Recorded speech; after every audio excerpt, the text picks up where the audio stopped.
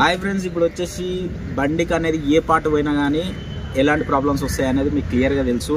ఇవన్నీ నేను చాలా వీడియోలలో చెప్పినా అనమాట. మీకు ఆటోమేటిక్గా మన సబ్స్క్రైబర్స్ అయితే ఆటోమేటిక్గా అన్నీ తెలుస్తాయి. కాబట్టి ఒకవేళ మీకు తెలియకపోతే మన వీడియోలు చూడండి. మన మెకానిక్ గురించి మీకు 90% అవగాహన అనేది ఒకటి వస్తుంది. ఓకేనా ఫ్రెండ్స్? ఇప్పుడు నేను వచ్చేది ఏంటంటే కొత్త కారు ఎలా నడపాలి, పాత కార్లు ఎలా నడపాలి, ఎలాంటి దాంట్లోకి వైబ్రేషన్ వస్తుంది, ఎలాంటివి వేస్తే బండి ఇంజన్ అనేది బాగుంటుంది అనేది మీకు ఇప్పుడు పూర్తి అయిపోతున్నాను అనమాట. కొత్త కార్ అయినా సరే షోరూమ్లోకి వెళ్ళి కార్ తీసుకొచ్చిన తర్వాత ఎంత తిరిగిన తర్వాత స్పీడ్ పోవాలి, ఎంత తిరిగిన తర్వాత చిన్నగా పోవాలి, ఇట్లా ఒక ఆయిల్ చేసిన తర్వాత ఎన్ని కిలోమీటర్లు తిరిగేది అని ఇప్పుడు క్లియర్గా మీకు చెప్తా. చూడండి, పూర్తిగా వీడియో చూడండి, అప్పుడే మీకు అర్థమవుతుంది. ఓకేనా ఫ్రెండ్స్? ఇప్పుడు మనం చెప్పేది ఏంటంటే ఒక మనిషికి పార్ట్లు అనేది ఇప్పుడు కాలు ఉంది కదా, ఈ కాలుకి అనేది ఏదైనా యాక్సిడెంట్ అయినప్పుడు కాలుకి పనిచేస్తుందా? పనిచేయదు. ఆటోమేటిక్గా మన డాక్టర్ని పోయి చూపించుకోవాలి. అలాగే సెకండ్ హ్యాండ్లో బండి తీసుకున్నప్పుడు కూడా ఖచ్చితంగా బండి ట్రయల్ కొట్టి ఇంజన్ ఎట్లుంది, ఏది ఏం కథ అనేది ఖచ్చితంగా మెకానిక్ అయితే 90% అయితే చూపెట్టండి. 99% అయితే ఖచ్చితంగా ట్రై చేయండి. ఎందుకనంటే మీ డెసిషన్లో మీరు తీసుకోవడం వలన నా కాడికి వచ్చే కార్లు సగానికి సగం ఇంజన్ పోయిన బండ్లే తీసుకొస్తారు అనమాట. మొన్న కూడా మన కాడికి వచ్చినప్పుడు ఒక కార్ తీసుకొని వస్తే ఈజీగా ఇంజన్ పోయిన బండ్లే తీసుకొచ్చినారు. మళ్ళీ నేను చెకింగ్ చేసి వద్దు అన్న తీసుకుంటే పైసలు వేస్ట్, మళ్ళీ చిన్న చిత్తుగా కూడా కాదు 6 లక్షలు 7 లక్షల బండ్లు పట్టుకొస్తారు అనమాట. మినిమం మోడల్స్ వైజ్ కానీ అట్లా. ఈ బండి ట్రయల్ కొట్టినప్పుడు వైబ్రేట్ అవుతుంది ఇక్కడ డాష్ బోర్డ్లలో. ఓకే, ట్రయల్ కొట్టినప్పుడు వైబ్రేట్ అయితే వైబ్రేట్కి సంబంధించిన ఎలాంటివి ఉంటాయంటే ఇప్పుడు ప్లగ్ల ప్రాబ్లం ఉండొచ్చు, అండ్ మౌంటింగ్లు మెయిన్గా.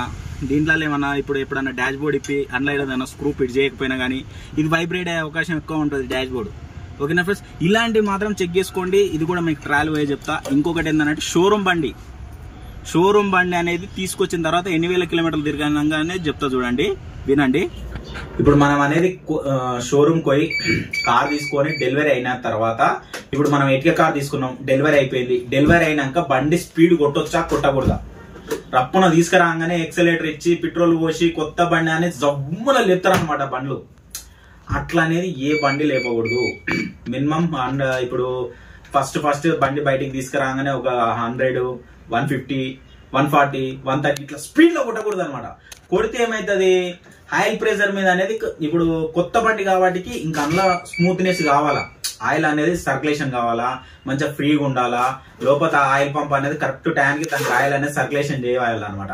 మీరు కొత్త బండి తెచ్చినారా, కొత్త బండి నిన్ననే తెచ్చినామని చెప్పేసి బజ్జన లేపినట్టు అయితే ఏమవుతుంది అంటే ఆయిల్ పంప్ మీద ఎఫెక్ట్ పడుతుంది. ఆయిల్ పంప్ మీద ఎఫెక్ట్ పడి ఏమవుతుంది అంటే ఇంజన్ లో ర్యాకర్స్ శబ్దం కానీ ఈ శబ్దాలు అనేది చిన్న స్టార్ట్ అవుతాయి అనమాట. మీరు అందుకే ఏం చెప్తున్నా అంటే ఫస్ట్ ఆయిల్ చేంజ్ అంటే 2000 కిలోమీటర్లు కానీ ఒక 5000 కిలోమీటర్ల వరకు 60, 80 కూడా వద్దు, 60, 70 ఎంత స్పీడ్ లో పోవడమే బెటర్. ఎందుకనంటే ఆ స్మూత్నెస్ పెరిగి ఆ లోపల ఆయిల్ సర్క్యులేషన్ అయ్యి ఒక మాదిరిగా వచ్చేస్తుంది అనమాట. ఒక మీకు స్పీడ్ పోవాలని మీరు అనుకుంటే ఒక 10,000 కిలోమీటర్లు పోయిన తర్వాత ఆ తర్వాత స్పీడ్ పోండి. అప్పుడు మళ్ళీ ఇంకా స్పీడ్ పోతే అప్పుడు మళ్ళీ ఇంజన్ అనేది ఆ స్పీడింగ్నెస్ కి అది సర్క్యులేషన్ కావడం వల్ల ఇంజన్ ఇంకా స్మూత్ అవుతుంది అనమాట. మీకు స్పీడ్ పోతే ఎప్పుడు 15,000 కిలోమీటర్లు కానీ 20,000 కిలోమీటర్ల తర్వాత స్పీడ్ కొట్టాలి. మళ్ళీ ఎప్పుడు కొట్టాలా, మళ్ళీ 40, 50 దాకానే కొట్టాలి. మళ్ళీ కొంచెం స్లో కావాలి. అట్లా ఎక్కువ నువ్వు బండి ఇప్పుడు సిగ్నల్ కాడికి పోయినావు, సిగ్నల్ పడ్డది. సిగ్నల్ పడ్డ తర్వాత మీరు ఏం చేస్తారు, పక్కపోండి బండ్లు ఏమన్నా బండ్లు స్పీడ్ పోయినాయనుకో మనం రప్పున ఎక్సలేటర్ క్లచ్ వదిలి ఎక్సలేటర్ గట్టిగా దొక్కించి పెడతారు. దొక్కంగానే ఏమవుతుంది, బజ్జున తిరిగే వరకల్లా అది ఏమవుతుంది, ఆ పంపుకు ఆయిల్ అనేది బజ్జున తిరిగే వరకల్లా ఆ పంపుకు ఆయిల్ అనేది కరెక్ట్ గా దొరకదు అనమాట. అది దొరకకపోయే వరకల్లా ఏమవుతుంది అంటే ఆయిల్ పంపు మీద ఎఫెక్ట్ పడుతుంది.